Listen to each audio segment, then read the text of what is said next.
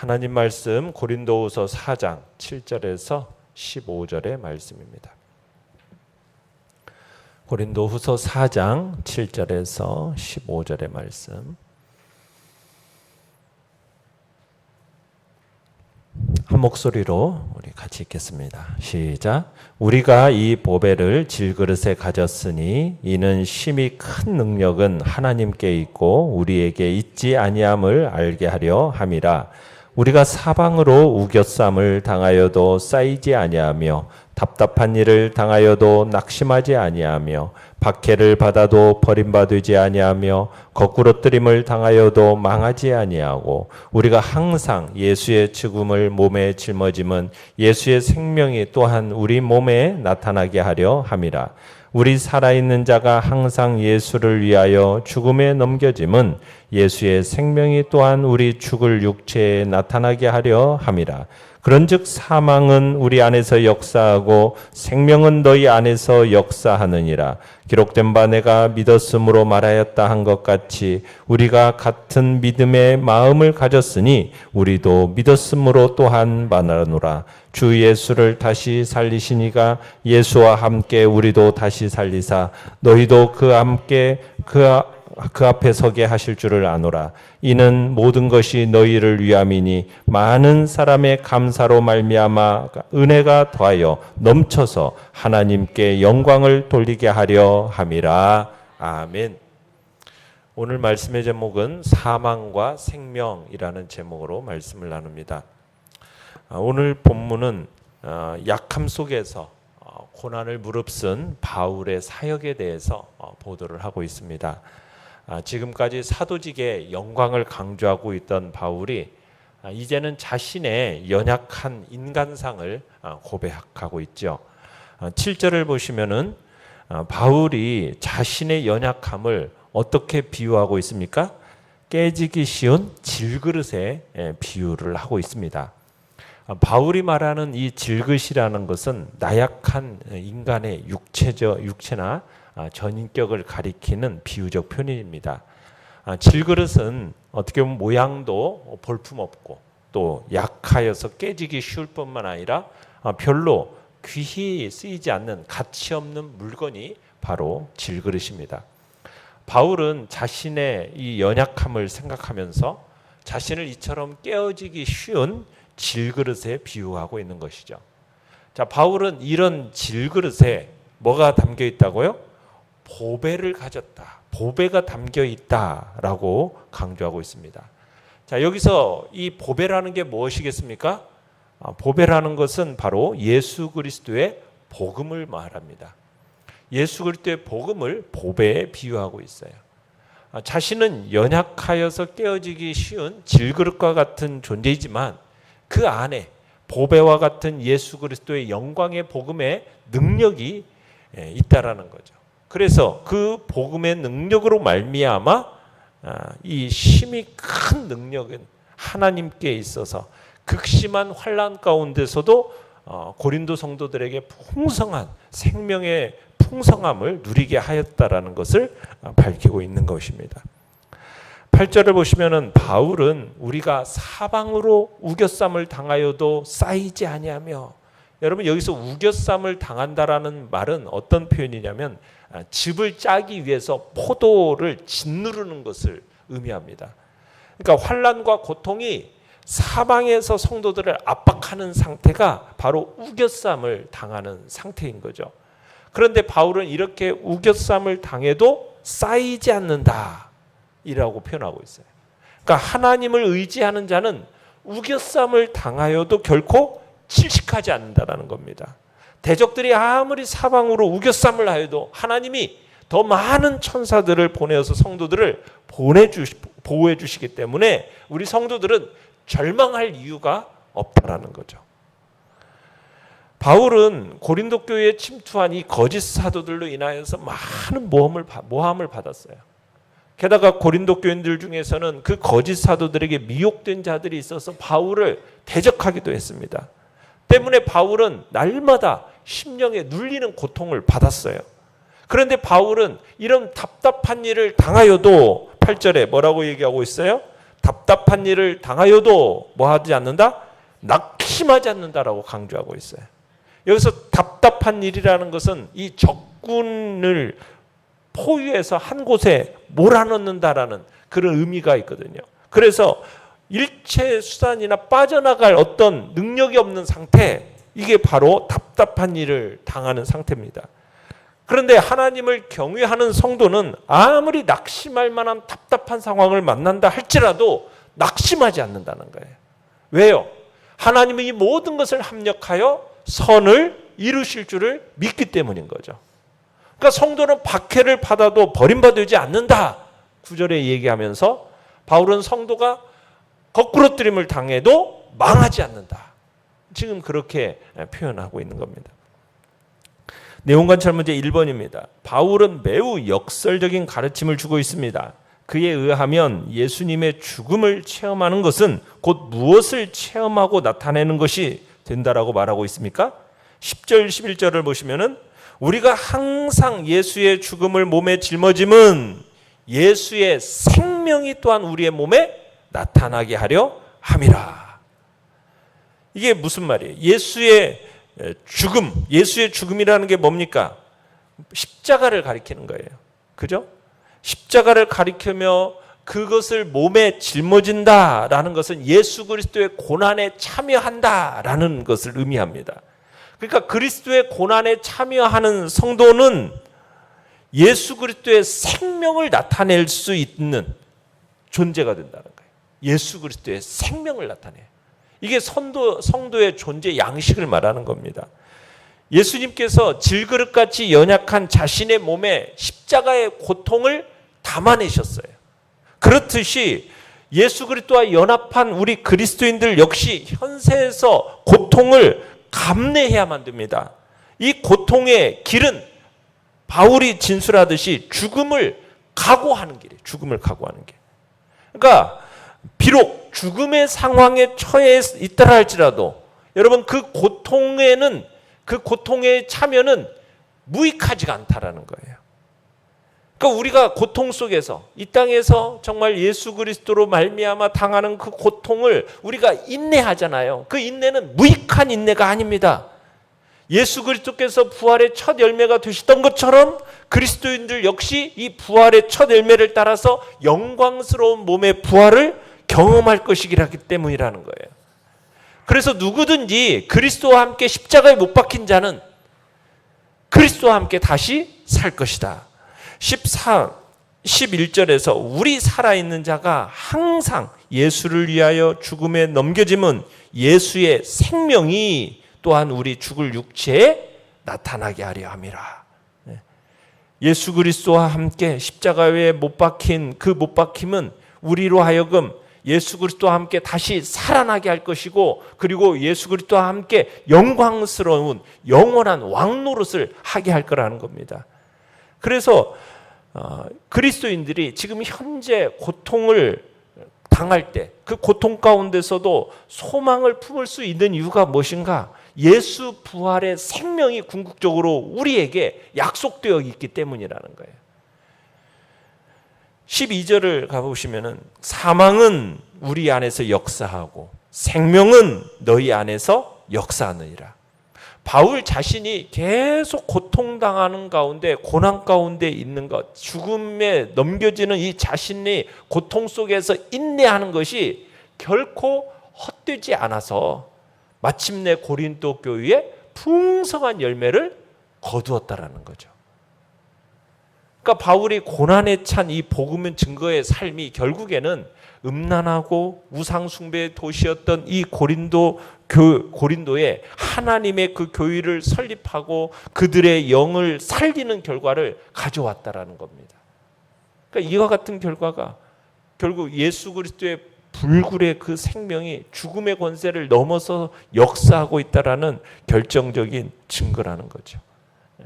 그러니까는 죽으면 오히려 우리에게 예수의 생명이 나타나는 결과를 우리에게 준다라는 지금 이 표현을 하고 있는 것입니다. 그래서 우리는 죽음 앞에 낙심하고 좌절하는 것이 아니라 그 속에서 인내하면 그 무익한 인내가 아니에요. 그 인내를 통해서 결국 내 안에 예수의 생명이 나타나고 나를 통해서 결국에는 다른 이들에게 풍성함의 역사를 나타내는 그런 놀라운 일이 나타날 것을 우리에게 이야기하고 있습니다. 내용 관찰 문제 2번입니다. 바울은 자신의 믿음을 피력하고 있습니다. 13절에 보시면은 결국 그 믿음이라는 것은 무엇에 대한 믿음입니까? 자, 13절에 보시면은 기록된 바 하면서 시편 116편 10절의 말씀을 인용하고 있는 겁니다. 자신이 예수 그리스도의 복음으로 인해서 고난을 당하지만은 끝내는 믿음으로 승리하게 될 것을 지금 고백하고 있는 거예요.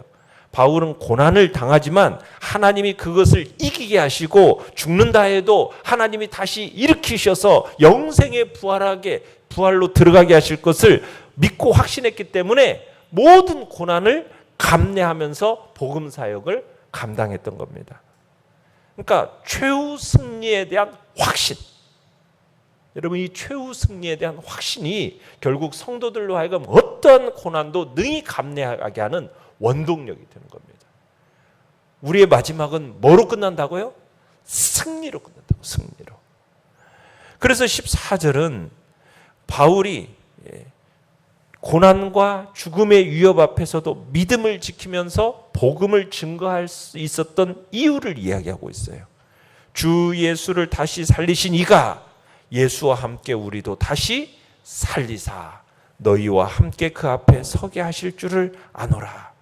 바울은 하나님께서 자신을 다시 살리셔서 예수 그리스도 앞에 다시 서게 하실 줄을 확신하였기 때문에 모든 고난과 죽음의 위협 앞에서도 아랑곳하지 않고 복음 사역을 성실하게 감당해낼 수 있었다라는 겁니다. 장차 예수 그리스도의 재림 때 그를 믿어서 연합한 모든 자들은 다 죽음을 이기고 부활하게 될 거라는 거예요. 그래서 우리는 다 예수 그리스도 앞에 서게 될 겁니다. 그리스도의 영광에 함께 참여하는 자가 될 거라는 거예요. 그러니까 성경은 명백히 증거합니다. 또 우리 주님이 증거하셨을 뿐만 아니라 친히 부활하심으로써 진리로 확증하신 이 부활의 진리, 이 진리를 믿고 확신함으로써 어떤 고난과 시련이 닥쳐도 믿음으로 극복할 수 있는 참된 신앙인이 되기를 지금 바라고 있는 것이죠. 연구와 묵상 문제 3번입니다. 우리가 이 세상에서 예수님으로 인하여 고난을 당하는 궁극적인 목적은 무엇이라 할 수 있습니까? 우리가 10절, 11절에서 보았듯이 예수님의 죽음을 몸에 짊어지는 일이 결국에는 성도들 가운데 뭐가 나타내기 위함이에요? 예수의 생명을 나타내기 위함이라는 거예요. 이것을 안다면은 우리 그리스도인은 결코 고난을 두려워해서는 안 된다라는 거죠. 왜냐하면 이 죽음을 생명으로 바꾸시는 그 하나님의 능력을 보이는 일이 아버지께 결국에는 영광이 되기 때문이에요. 그래서 15절에서 이 모든 것이 너희를 위함이니 이 모든 것이 뭐겠습니까? 이 모든 것이라는 것은 바로 바울이 자신을 복음을 선포하면서 8절 9절에서 얘기했던 것처럼 온갖 우겨싸임, 답답함, 핍박, 거꾸러뜨림, 이게 지금 15절에서 모든 것으로 지금 압축해서 표현하고 있는 거예요. 이 모든 것은 고린도 교인을 위해서 당하는 것이다, 너희를 위함이다 라고 지금 언급을 하고 있어요. 그러니까 바울은 이런 언급은 자기 자신의 이기적인 목적을 위해서 행한 일이 없었음을 딱 보여주면서 지금 뭘 위한 거라는 거예요. 많은 사람의 감사로 말미암아 은혜가 더욱 더하여 넘쳐서 결국에는 하나님께 영광을 돌리게 하려 함이라. 여러분, 고난을 당하는 궁극적인 목적은 무엇을 위한 거예요? 하나님께 영광을 돌리게 하기 위함이라는 거예요. 인간의 제일 되는 목적, 궁극적인 목적, 하나님의 영광이 돌려지는 거죠. 여러분이 이런 신앙사상을 딱 가지고 자신의 고난을 통하여서 결국 고린도 교인들에게 넘치는 은혜로 말미암아 하나님께 영광을 돌릴 수만 있다면 내가 죽음에 넘겨지는 그 고난도 나는 기쁘게 감내할 수 있겠다. 지금 이렇게 표현하는 겁니다. 바울은 하나님께 영광을 돌리게 하는 이 풍성한 은혜가 많은 사람을 통해서 결국에는 감사로 흘러 넘치게 한다라고 얘기하고 있는 거죠. 느낀 점 4번입니다. 고난 속에서도 보배이신 예수님을 믿으며 하나님께 영광 돌리는 바울을 보며 무엇을 느낍니까? 여러분, 우리가 고난 속에서도 바울의 그 인내와 소망을 본받아야겠습니다. 그래서 오히려 굳센 믿음과 소망으로 행하여 나아가야 되겠습니다. 바울은 적대자들로부터 시기와 모함을 당했습니다. 참으로 답답한 일을 당한 거예요. 그러나 바울 사도는 하나님이 자신에게 사도 직분을 맡기신 것에 대해서 감사하고 고난 속에서도 그 사도직을 수행했어요. 그는 자신은 질그릇 같았지만 예수 그리스도께서 내 안에 함께 계셔서 참으로 결국에는 힘이 큰 능력이 하나님께 있다라는 사실을 우리로 하여금 보여주는 그런 통로로 내가 쓰임받는다는 사실 앞에 자신은 감사한 거예요. 예수 그리스도께서 베풀어 주실 그 영생의 부활의 은혜를 얻을 목적으로 그 모든 고난과 모함과 오해를 다 무릅쓰고 사역을 한 겁니다. 자신이 당하는 이 고난과 수고가 고린도 교인들에게는 오히려 유익이 되는 것으로 인해서 기뻐했어요. 그러니까 우리 복음 사역자들은, 우리 그리스도인들은 교회를 위해서 열심히 수고하는 사역자들에게는 시험도, 사단의 시험도 큰 겁니다. 그러나 우리는 바울의 이 인내와 소망을 본받아서 오히려 굳센 믿음으로 소망 가운데 행해야 되는 거예요. 우리가 고난이 크면 클수록, 희생이 크면 클수록 오히려 교회는 영광을 얻고 올바르게 성장을 하게 된다는 얘기입니다. 그리고 하나님께 감사와 영광이 풍성하게 올라가게 된다는 거죠. 그렇기 때문에 하나님께 영광과 감사가 올라갈 수 있도록 오히려 우리는 참으로 주님의 직분을 맡은 자로서 내가 더욱 희생하고 수고하는 자리에 나아가는 것을 아끼지 말아야 할 것입니다. 결단과 적용 5번입니다. 나는 부활의 소망 안에서 고난을 두려워하지 않는 믿음을 가지고 있습니까? 내가 마땅히 해야 할 일임에도 고난이 두려워서 회피하고 있는 일이 있다면 이것을 어떻게 극복해야 하겠습니까? 여러분, 초대교회의 사도들과 성도들 그리고 수많은 믿음의 사람들이 기꺼이 순교의 길을 걸어갈 수 있었던 이유가 무엇입니까? 그건 바로 부활에 대한 확신이 있었기 때문입니다. 죽음을 이기고 최후 승리를 거둘 것에 대한 확신이 있었기 때문이에요. 최후 승리에 대한 확신. 여러분, 이게 신앙생활에 있어서 중요하다는 사실을 느껴요. 우리는 마침내 최후에는 승리가 우리를 기다리고 있다는 사실을 여러분 그 확신을 가져야 하겠습니다.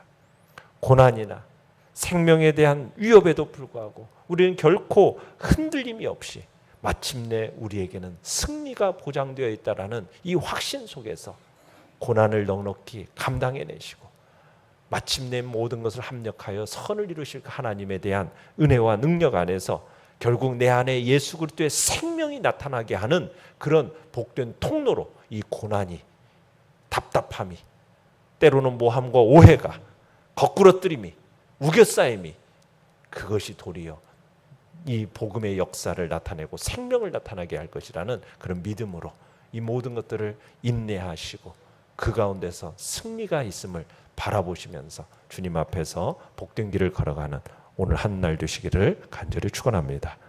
오늘의 기도 같이 읽습니다. 시작. 제 안에 모신 예수님을 기억하고 주님의 죽으심과 다시 사심이 제게 드러나게 하소서. 아멘. 말씀을 생각하면서 기도하시고요. 연약한 우리의 지체들을 위해서 기도해 주시기 바랍니다. 하나님의 능력과 권세가 오늘도 우리의 삶에 나타나기를 소원하면서 주여 우리 세 번 부르짖으며 나아갑니다.